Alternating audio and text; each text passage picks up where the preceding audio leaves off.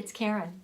And today we're going to talk about that little word that we don't like to hear very much. And if you've heard that word in your life, or if someone you love has been diagnosed with cancer, I wanted to give you some C words to go along with that.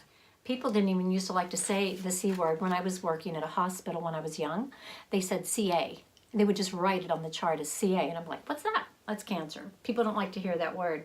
So I made the C's into smiley faces. But if you've got cancer, I want to give you just a few tips that really worked for me. And the first one is, you are the CEO of you. Can you see that? You're the CEO of you. You're the Chief Executive Officer. This is your battle. It's your challenge, another C word. It's your experience to get through. And you get to choose how things go down. You get to choose your medical team. You get to choose who you're going to pull into your inner circle. You get to choose how you're going to handle it. You get to choose which emotions you're going to work through and which ones you're going to get alone with and which ones you're going to work through with others. You get to choose how you're going to handle your medical care. You get to choose what you're going to eat. A lot of times we feel like it's out of control. We feel like cancer's got control, and it doesn't. We can have a certain degree of control, and that's because we're the chief executive officer of our own life. Take responsibility for everything that goes on around you and let everyone else know, I'm taking responsibility. I've got a big challenge ahead of me, and I'm going to take charge. Oh, another C word. One of the ways you can take charge is to choose your circles. Choose which circle of people you're going to have around you. Choose your medical team. I mean, you may not feel like you've got a lot of control if your insurance company's choosing your medical team for you. You do. I remember at one particular office, I had a receptionist who, I don't know, she didn't care for me. And so I just went to one of the girls in the back office one day and I said, I always feel safe with you, and I just feel more comfortable with you. And that was my way of saying, would you greet me when I come in? And so I brought cookies. I'm a big snack bringer. I reward people who are good to me. I reward people who feel kind to me and who are kind to me and who I feel comfortable with. And I did that with the receptionist. And that way I was able to avoid the girl who just always kind of had that stormy look in her eye.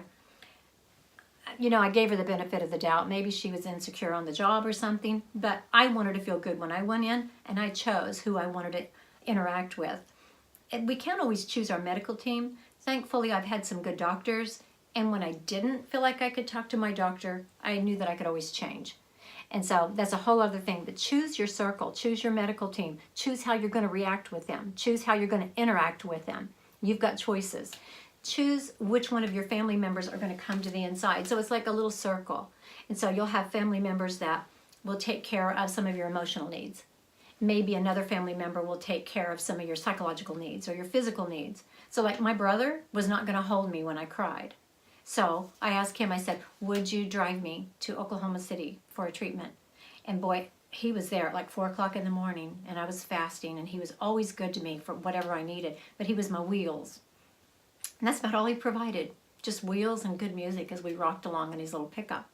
I had another sister who was just super savvy on business, and she's the one I went to, and I put her on my advanced directive. I put her on that, and because I knew if push came to shove, she wouldn't let me lay there and suffer. I said, here's how I want you to handle this. When it comes down to it, please let me know that you're going to take care of me and make sure that I don't linger in a really bad state. She was tough, and I knew she could handle that. I had another sister who had a big puddle of a heart, and I put her in charge of making sure I had good groceries. She was a doll. Everybody played a different role. And maybe you don't have family members close. To be honest with you, there was a time when I shoved family kind of out, and I brought friends in. I had a pastor that would come see me once a week. I also knew when to shut the door and say, I'm not entertaining guests. Right now, I'm not very hospitable, and I don't want people around me. I chose my circle, and sometimes I was the only one in it.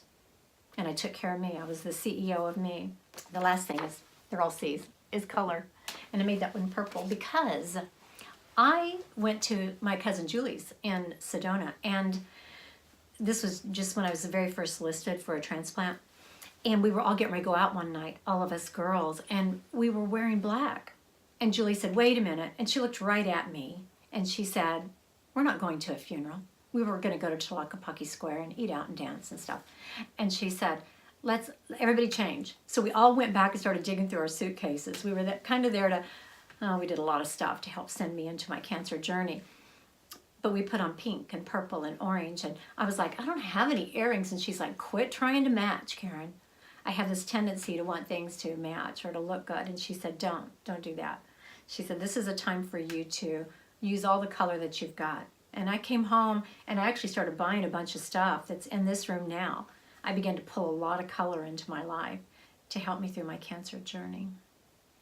I hope that you will like and subscribe to my videos, and I hope that if you or anyone you love is facing cancer, that you can help them to be the CEO, that you can help them to choose their circle and to circle the wagons, and that you can also encourage and help to bring a lot of color and light and playfulness into your life as you deal with cancer.